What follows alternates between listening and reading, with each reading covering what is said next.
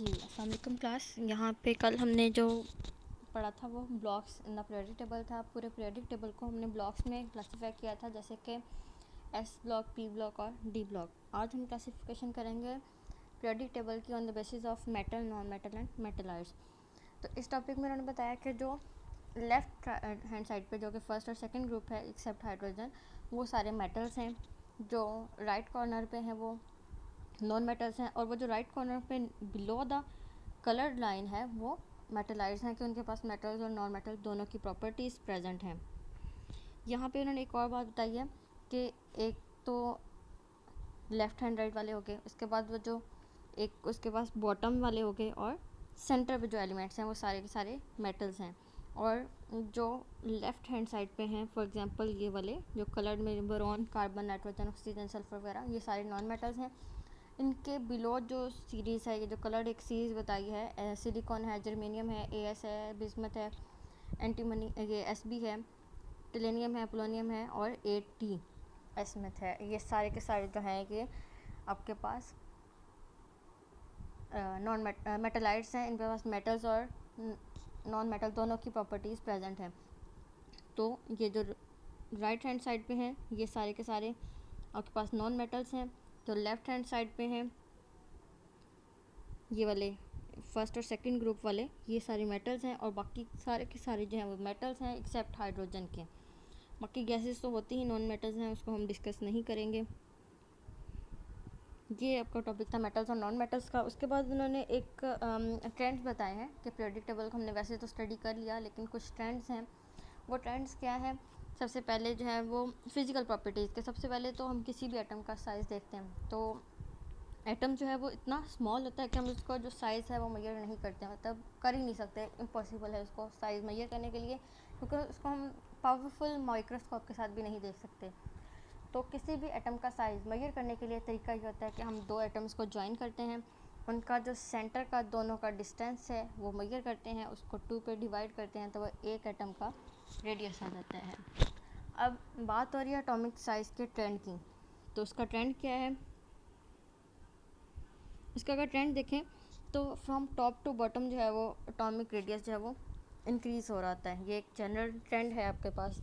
और उसका ट्रेंड की वजह क्या है कि फ्रॉम टॉप टू बॉटम जो है वो साइज़ इंक्रीज़ क्यों करता है? क्योंकि नंबर ऑफ़ इलेक्ट्रॉन्स जो है वो बढ़ रहे होते हैं। फॉर एग्जांपल आपके पास हाइड्रोजन है, पहला ग्रुप है, हाइड्रोजन के पास नंबर ऑफ़ इलेक्ट्रॉन 1 है, तो वो तो पहले सेल में ही आ जाएगा। तो हाइड्रोजन की अगर बात की जाए, उसका एक इलेक्ट्रॉन है, वो तो पहले शेल में ही आ जाएगा। लिथियम की बात की जाए अगर, तो उसके 3 हैं, 3 इलेक्ट्रॉन हैं, तो एक पहले शेल, 2 पहले शेल में आ गए, और जो तीसरा है वो दूसरे शेल में चला गया, तो नंबर ऑफ शेल इंक्रीज़ हो गए। इस तरह सोडियम की बात की जाए तो पहले में 2 आ गए, दूसरे में 8 आ गए, 10 हो गए, तो एक इलेक्ट्रॉन जो है वो तीसरे शेल में चला जाएगा, तो नंबर ऑफ शेल बढ़ते जा रहे हैं, इसलिए टॉप टू बॉटम साइज़ जो है वो इंक्रीज़ होता जाएगा। इसके कंट्री अगर हम लोग लेफ़्ट टू राइट पीरियड की बात करें तो नंबर ऑफ़ शेल्स तो मतलब बढ़ेंगे ऑटोमेटिकली, क्योंकि number of electron left to right भी इंक्रीज़ हो रहा है। लेकिन इसमें एक और बात है कि जब हम लेफ़्ट टू राइट जाते हैं किसी भी पीरियड में, तो जो न्यूक्लियर चार्ज है, नंबर ऑफ़ प्रोटॉन्स हैं वो ज़्यादा बढ़ते हैं। जब न्यूक्लियर चार्ज ज़्यादा बढ़ेगा तो वो आटोमोस्ट इलेक्ट्रॉन को ज़्यादा अपने तरफ, अपने न्यूक्लियस की तरफ ज़्यादा पुल करेगा, इसलिए फ्रॉम लेफ़्ट टू राइट जो है वो साइज़ डिक्रीज़ करता जाएगा।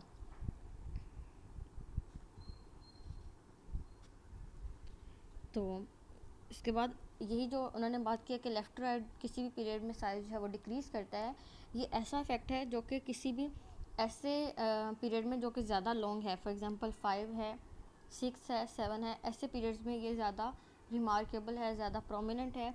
ये इफेक्ट एटॉमिक साइज़ का डिक्रीज़ होना ज़्यादा प्रोमिनेंट है उन पीरियड्स में जो कि ज़्यादा लंबे हैं। अब यहाँ पे एक क्वेश्चन बनता है लेंथेनाइड कॉन्ट्रैक्शन, जो कि बहुत इंपॉर्टेंट है, पूछा जाता है। तो उसका रीज़न जो है वो क्या है? उसकी रीज़न ये है कि जब लेफ़्ट टू राइट जाते हैं, जैसे कि आपने एक 7 ग्रुप पढ़ा था या 6 ग्रुप पढ़ा था, उसमें हमने कहा कि वो इनकम्प्लीट है, उसको हम सेपरेट करते हैं नीचे लेंथेनाइड और एक्टेनाइड सीरीज़ में, क्योंकि वो बहुत ज़्यादा लंबा पीरियड हो जाता था, इसलिए उसको सेपरेट आउट करके नीचे 2 सीरीज़ बना दी गई। तो जब इन पीरियड में लेंथेनाइड, जब वो इन पीरियड में डिक्रीज इन साइज़ होता है तो वो बहुत प्रोमिनेंट होता है, इसलिए हम उसको लेंथेनाइड कॉन्ट्रैक्शन का नाम देते हैं। और लेंथेनाइड कॉन्ट्रैक्शन का नाम भी होता है, कॉन्ट्रैक्शन का मीनिंग भी होता है कि स्मॉल होना ना, छोटा होना।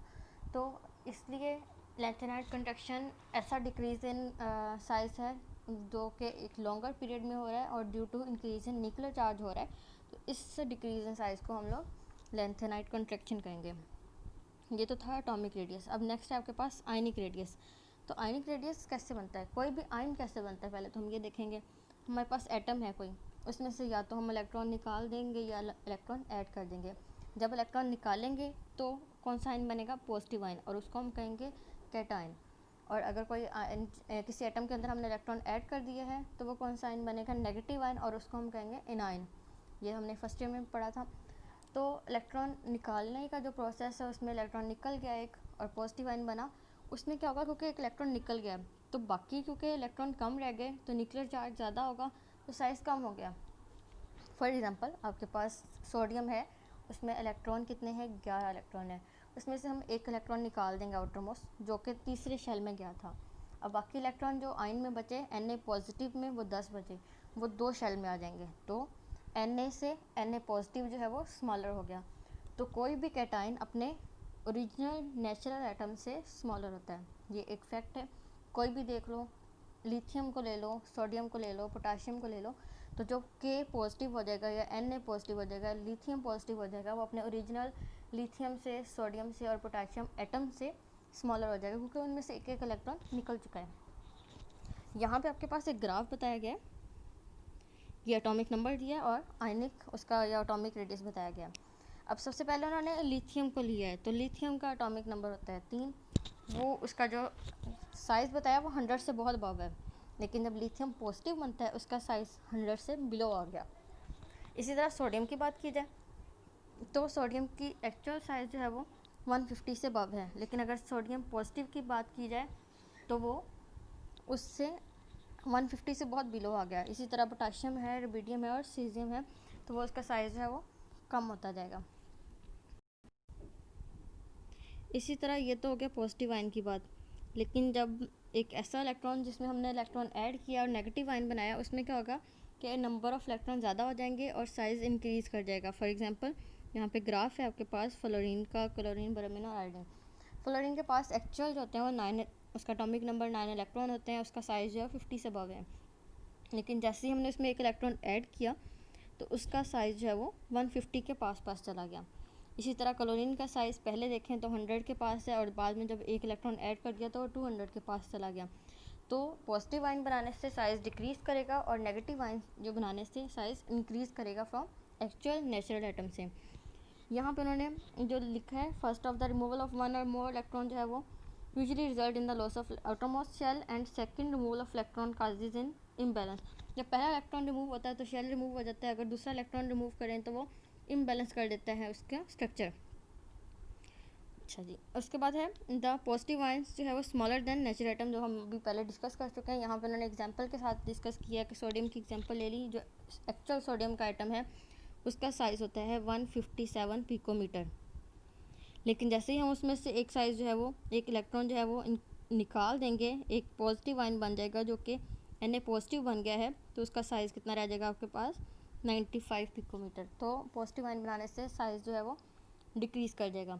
इसी तरह अगर नेगेटिव आयन की बात की जाए तो इन द ग्रुप की बात हो रही है अभी, तो ग्रुप में अगर हम लोग जो है टॉप टू बॉटम जाते हैं तो वो आयनिक रेडियस भी एटॉमिक रेडियस की तरह इंक्रीज़ करता है, और जब लेफ़्ट टू राइट जाते हैं तो एटॉमिक रेडियस की तरह आयनिक रेडियस भी डिक्रीज़ ही करता है। ये ट्रेंड तो सेम है। लेकिन अगर अब हम नेगेटिव की बात की जाए, यहाँ पे फ्लोरीन की बात की है, the radius of fluorine atom is 72 picometre. अगर सिंपल फ्लोरीन का एटॉमिक रेडियस देखा जाए तो वो 72 पिकोमीटर है। उसमें हमने वो थे 9 इलेक्ट्रॉन, तो वो 2 शेल्स में पूरे आ गए। अब हमने उसमें एक और इलेक्ट्रॉन पूरा किया है, एक ऐड किया है, और क्या बना दिया हमने, फ्लोरीन का आयन F नेगेटिव, तो उसका रेडियस जो है वो थोड़ा सा उससे बिगर हो जाएगा, क्योंकि एक इलेक्ट्रॉन ऐड हो चुका है तो उसकी अट्रैक्शन जो है वो आउटर मोस्ट पे न्यूक्लियस की कम हो जाएगी, जिसकी वजह से साइज़ 136 पिकोमीटर हो जाएगा।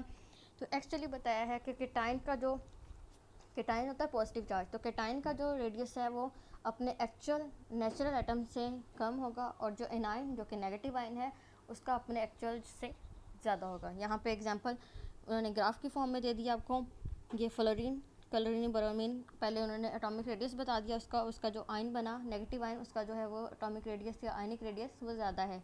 इसी तरह से उन्होंने ये लिथियम सोडियम जो कि पॉजिटिव आयन बने हैं उनका भी बता दिया कि पहले जो था उनका एटॉमिक रेडियस ज़्यादा था, जब उनका पॉजिटिव आयन बन गया तो उनका जो एटॉमिक या रेडियस था या जो कि आयनिक रेडियस था वो कम हो गया। तो ट्रेंड जो है वो एटॉमिक रेडियस और आयनिक रेडियस का सेम है, from top to bottom increase करेगा और from left to right decrease करेगा। रीज़न क्या है? From top to bottom number of shells increase कर रहे हैं, the pull of nucleus on outermost electron decreases, क्योंकि नंबर ऑफ शेल्स इंक्रीज़ कर रहे हैं, that's why from top to bottom the size of atomic atom increases. लेकिन as we move from left to right the shells तो increase कर रहे हैं, लेकिन as nuclear charge increases that's why the pull of nucleus on outer most electron increases. और यही reason है कि उनका जो साइज़ है वो from left to right decrease होता जाएगा।